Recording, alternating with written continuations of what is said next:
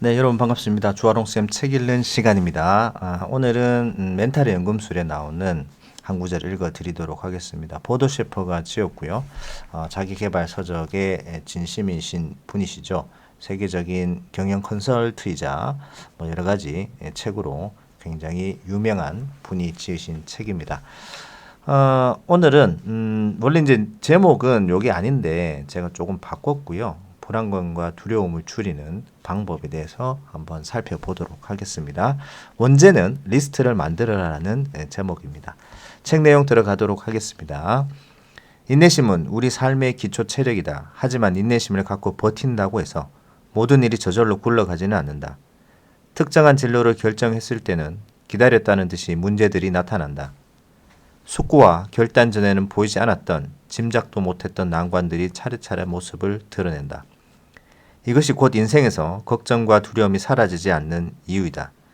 목표까지 가는데 소요되는 비용을 걱정하며 밤잠을 설친다. 건강이 뒷받침해줄지도 고민거리다. 언젠가는 창업이나 독립을 해야 될 텐데 나를 도와줄 사람과 투자자들이 있을지 생각하면 골치가 지끈지끈하다. 당장 내일 출근하면 맞닥뜨려야 할 상사가 뭐라 할지 걱정이다. 거래처와의 미팅은 잘 끝낼 수 있을까?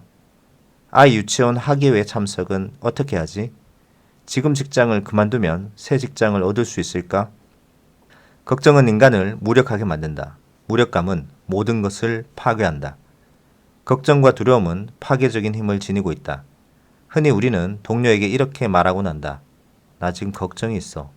앞으로 이런 말을 다음으로 대체하라. 나 지금 해결해야 할 문제가 있어. 걱정은 있는 것이 아니라 하는 것이 정확한 표현이다. 즉, 걱정은 존재하는 대상이 아니다. 존재하는 것은 해결해야 할 문제, 갈등, 시련, 난관 등이다. 걱정은 허공에서 생겨났다가 허공으로 사라진다. 존재하는 대상을 정확하게 가리키는 습관을 들이면 걱정이 획기적으로 줄어든다. 걱정은 하룻밤 사이에 태산처럼 커졌다가도 1초 후 신기루처럼 싹 없어지기도 한다. 걱정에 대처하는 유일한 자세는 쓸데없는 걱정을 하지 않는 것이다. 물론 말처럼 쉽지는 않다. 하지만 분명한 사실은 걱정의 근원지는 우리 자신이라는 것이다. 어떤 문제가 발생했을 때 습관적으로 걱정에 매달리면 아무것도 해결할 수 없다. 뇌과학 연구자들에 따르면 걱정을 하는 동안 우리의 뇌는 생산적인 움직임을 전혀 보여주지 않는다. 따라서 문제가 발생했을 때 우리가 해야 하는 일은 걱정을 바라보지 말고 문제를 바라보아야 한다. 문제를 직시하면서 걱정이 아니라 해결책을 생각해내야 한다. 걱정하지 마라. 당신이 걱정하는 일들 중 90%는 일어나지 않는다. 귀에 못이 박히도록 이런 말을 들었을 것이다. 맞는 말이긴 하다. 하지만 이 말이 우리의 걱정을 줄여주지는 못한다. 최소한 10%는 걱정하는 일이 벌어지니까 말이다. 쓸데없는 걱정이나 두려움에 사로잡히지 않으려면 그 걱정과 두려움이 쓸데없다는 것을 명확히 인식할 수 있어야 한다. 연금술사들은 말한다. 두려움에서 벗어날 수 있는 유일한 길은 두려움을 두려워하지 않는 수준까지 멘탈을 끌어올리는 것이다. 어떻게 해야 이것이 가능할까? 첫 번째 방법은 이미 말했다. 걱정이 아니라 문제를 직시하는 것이다. 둘째, 걱정과 두려움을 다루는 방법이라는 리스트를 만드는 것이다. 이는 앞이 보이지 않았던 20대 시절의 나를 구원한 방법이기도 하다.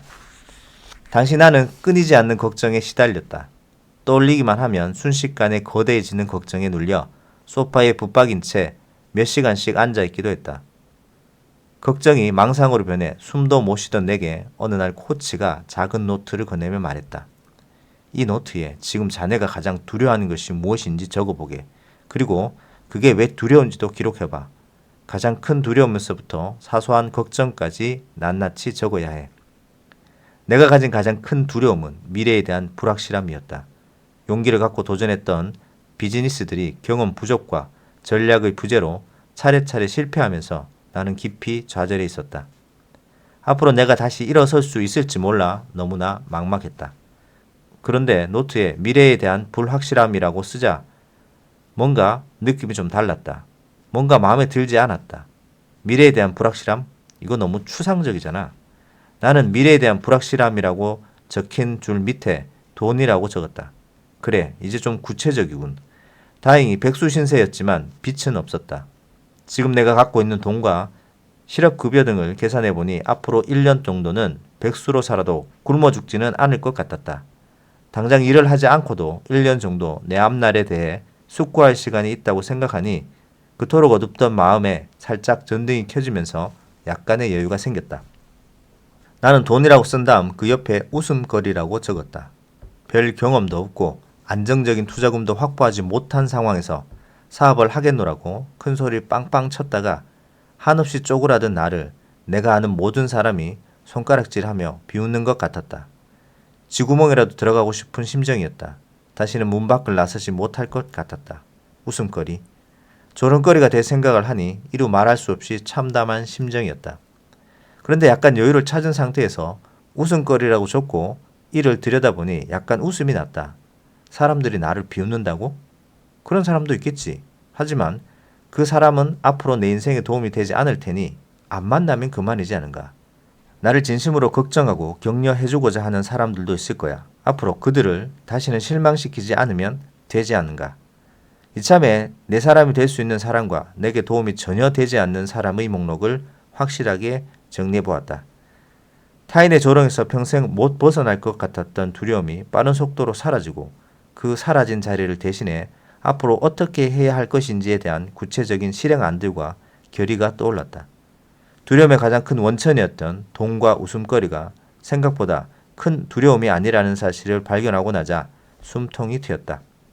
그리고 나는 두려움과 걱정의 목록들을 정리해 나가면서 점점 명확한 깨달음을 얻었다. 두려움 때문에 꼼짝도 못하는 상황이라도 꼭 여유를 먼저 챙기자. 여유. 한 걸음 물러나서 보면 두려움은 쓰러뜨리기 좋은 상대였다. 태산같이 커졌다가도 싱그루처럼 순식간에 사라지는 존재이지 않는가. 그런 상대는 물리치기 어려운 난적이 아니다. 훗날 코치는 이렇게 말했다.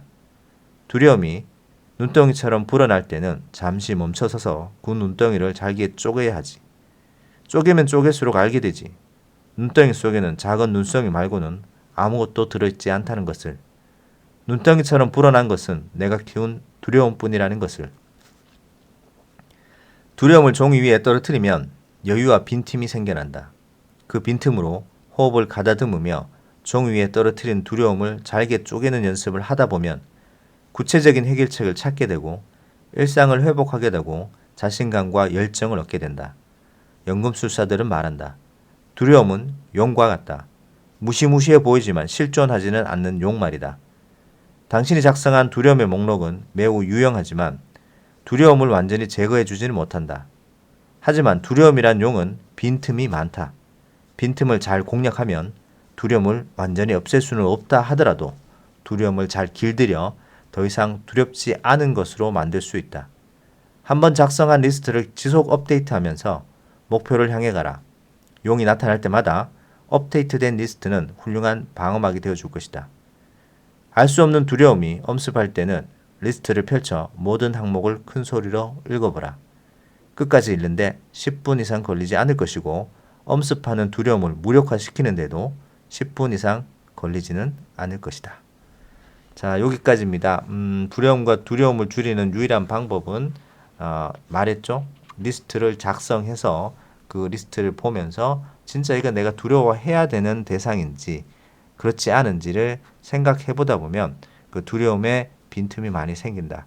그리고 그 빈틈을 잘 이용해서 두려움을 둔화시키고 내가 두려움을 더 이상 두렵지 않은 상태로 만들면 된다라고 말하고 있습니다. 생각보다 우리가 생각하는 걱정과 두려움이 많은 것들이 너무 미리 당겨서 하는 경우가 있기 때문에 그것들을 한번 잘 생각해 보실 수 있는 하루가 되셨으면 좋겠습니다. 자, 오늘은 여기까지 하도록 하겠습니다. 도움되셨다면 구독, 좋아요 꼭 눌러주시기 바랍니다. 감사합니다.